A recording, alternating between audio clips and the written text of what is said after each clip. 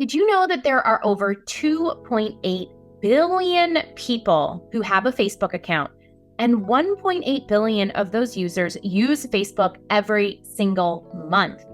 And over half of the Facebook users are in 5 or more groups. So if you're an online marketer building a business, then Facebook groups are a gold mine for you to find your ideal clients and customers. But how do you do that without being salesy or spammy or making the admin mad and getting kicked out of the group? In today's video, I am going to show you exactly how to leverage other people's Facebook groups. So you don't have to create your own, you don't have to manage your own and try and get people to come to your group. You can find all the groups out there that have your ideal clients and customers and leverage those groups so that you can make more sales in your business without being salesy or spammy or getting kicked out of the group. So stay tuned. Hi, I'm Lindsay Sewell. If you're new to this channel, I teach entrepreneurs how to create a leveraged business using social media. So today's topic is going to be all about other people's Facebook groups and how much more leveraged is that? It means you don't have to create the group, you don't have to manage the group, but you can go and find the best customers that are going to be most attracted to you and your products and your business and your services, and siphon those off and bring them over to make more sales in your business. So first things first, we want to find groups where your ideal clients and customers are hanging out. So my suggestion on how to do that is by finding groups of people that are either similar to you in demographics or psychographics. So in my case, it could be women over 40, it could be female entrepreneurs, it could be homeschooling moms, it could be people who have similar hobbies to me, like organic gardening, healthy living, whatever it is that is relatable to you, because you're going to be able to connect with those people on a deeper level if you actually have some passion about what is going on in the group that you're in, but also how does it relate to your business and what products or services you actually want to sell. So let's head over to Facebook and I'm going to show you exactly what I mean. Okay, here we are over on Facebook, and all I did was type in introvert entrepreneurs in the search bar at the top. And you can see that it pulled up a bunch of groups for introvert entrepreneurs. So I consider myself a very introverted person, despite the fact that I do have a YouTube channel. I really have an introverted personality, so I can identify very well with other people who are trying to build their business online, but are not extroverted. So I can go into these groups and I can connect with these other entrepreneurs who might be looking for tools or services or marketing strategies for people that are introverted, that want to create leverage, that don't want to be doing house parties, or they don't want to be doing, calls and Zooms and all those things with people day in and day out, because that just drains their energy. I can show them strategies and marketing skills that I've used to be very successful. So these could be very ideal clients for me. Maybe I could also look for other moms that are looking to build businesses online so they can be home to homeschool their kids. So while I'm not actually selling anything that's related to homeschooling, I do have business opportunities that moms can do part-time so that they can still be home to homeschool their children, but they can earn from home with something part-time and not have to be outside of the home to make that money. So I could connect with local homeschooling moms. So I could connect with local homeschool groups so that I could meet those moms in person if I wanted to, or just so that we have a lot to talk about, because we would have similarities just by our actual location, our demographics and our psychographics are similar enough that we would have a lot of stuff in common. And then I would be able to sift and sort for the ones that are interested in actually starting a business.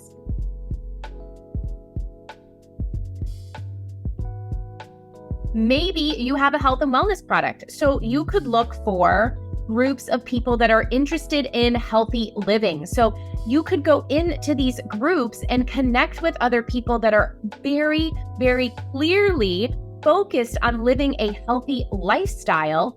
And then you can sift and sort to find the ones that might be interested in purchasing your supplements, your health coaching, whatever it is that you have to sell.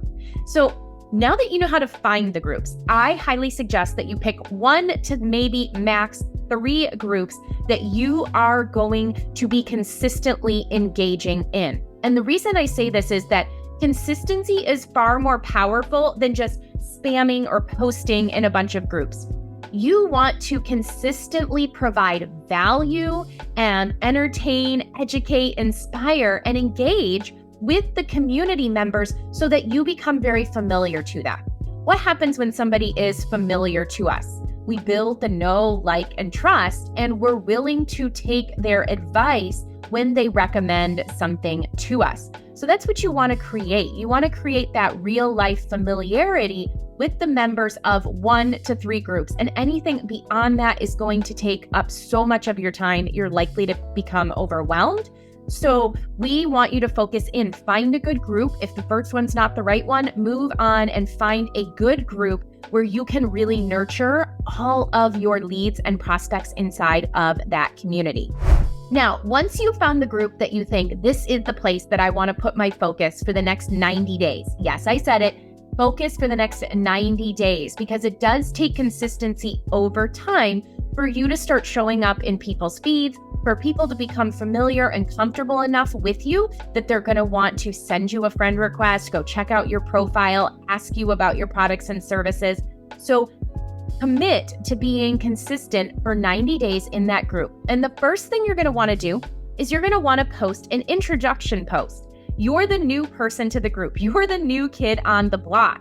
And this is a great way for you to make a lot of fast connections with people in the community simply by sharing a little bit about why you're there, what you're excited to learn in the group, what brought you to this community, and don't pitch your products or your services. Simply ask people to connect with you. Say, hey, I would love to connect with other people in this group who have similar interests. And you will be surprised at how many people will say, I'd love to connect, or they shoot you a friend request. And now you've built another layer of connection with them outside of the group. Now, this is critical to not making the admin feel like you're coming in there to just spam their group. This is their community, and you need to be respectful of that. And you want to actually reach out and make friends with the admin, because that is a very, very powerful way to create connection in the group with somebody who runs the community. Because if, for instance, maybe one day you do pitch something, if that person already likes you, they're more likely to just give you a little warning and ask you not to do it versus just kicking you out of the group.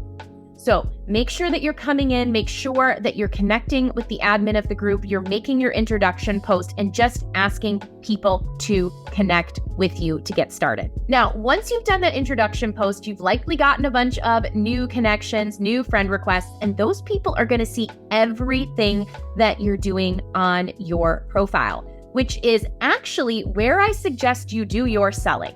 I don't suggest that you do direct selling inside of this group. Your goal is to sift and sort through all the community members that are attracted to you, to your messaging, to your vibe, your energy, and bring them back over to your profile, which is your storefront.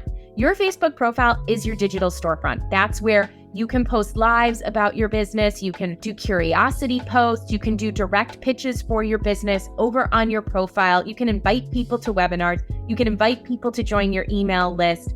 And those are all the ways that you can actually do your selling. So the Facebook group is where you're finding and making connections and nurturing relationships. And over on your profile, that's where you're making your offers to those new leads and those new prospects that are really going to be ideal candidates because you targeted a group full of your ideal customers. So how do you get people after that initial connection post to want to continue coming over, checking out your profile, sending you a friend request? Well, this is where that 90 days of engagement comes in. Go through 1 day a week and make sure you're looking at the other questions and other things that are being posted inside the community. Respond to people in their comments, answer questions, provide helpful information to other people's posts. This is going to allow you to not only catch the attention of the person who initially made the post, but all of the other people that commented on it as well. And then a different day of the week, you want to go in and you're going to post something so that you're getting the eyeballs of the community as well. So maybe that's going to be something funny, maybe that's going to be something educational, inspirational, some valuable piece of information, depending on what the group is, what your interests are, what type of, product, service, coaching, whatever it is that you do. What value do you provide to your audience? What messages are you bringing to your ideal clients and customers? Remember, this isn't a direct pitch. It's not a direct offer. It's about you providing that value to the audience to catch people's attention. But if you only ever just go into that group and post and ghost, then people are really not going to connect with you. So that's why you want to do both. You want to be very responsive to other people in the community, make them feel good, make them feel seen. And then you also want to post your own content that's educational, inspirational, and very engaging so that you get a lot of people over time wanting to build those connections and relationships with you outside of the group. This has been a strategy that I have done for years now. It will allow you to make genuine connections inside Facebook groups and bring them over to your profile where you do all of your selling. So if you liked this video, please leave me a comment below and let me know, and I'll see you in the next training.